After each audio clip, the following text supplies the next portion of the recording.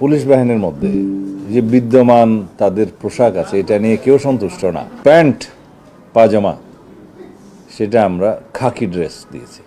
আমরা লক্ষ্য করেছি সারা দেশে এবং পুলিশ বাহিনীর মধ্যে যে বিদ্যমান তাদের পোশাক আছে এটা নিয়ে কেউ সন্তুষ্ট না এবং এইটার যেটা দৃশ্যমান যে এই পোশাকটা আসলে ওয়াইডলি অ্যাকসেপ্টেডও হয় নাই, মানানসই না শুদ্ধ বাংলায়।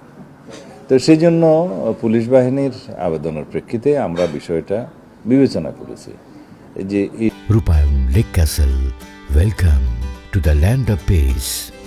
ড্রেসটা কীভাবে হয়, তা আমরা একটা ঐতিহ্যবাহী ড্রেস যাতে দেয়া যায় তারও একটা অংশ বিবেচনা করেছি।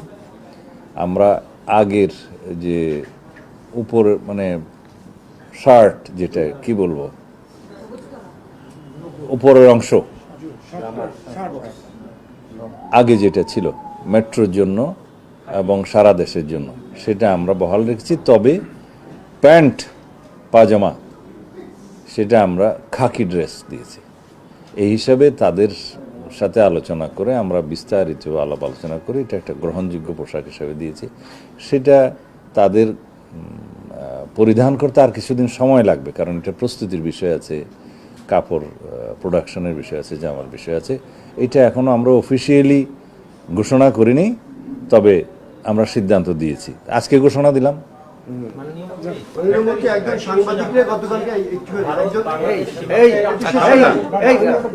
আমি একজন সাংবাদিককে গতকালকে বিদেশ যেতে তেমনি কোনো কারণও বলা হয়নি। কি নাম?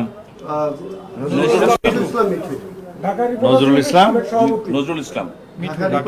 ইসলাম মিঠু। উনি কি? উনি ওকাবের সভাপতি।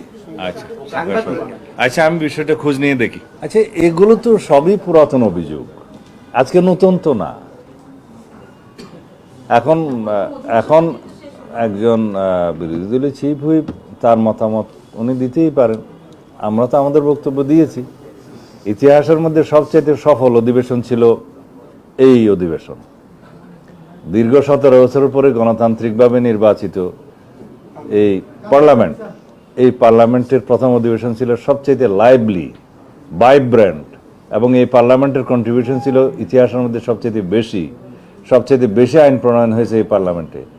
সবচেয়ে বেশি বিতর্ক না হলেও সৌহার্দ্যপূর্ণ পরিবেশে বিতর্ক হয়েছে এই পার্লামেন্টে।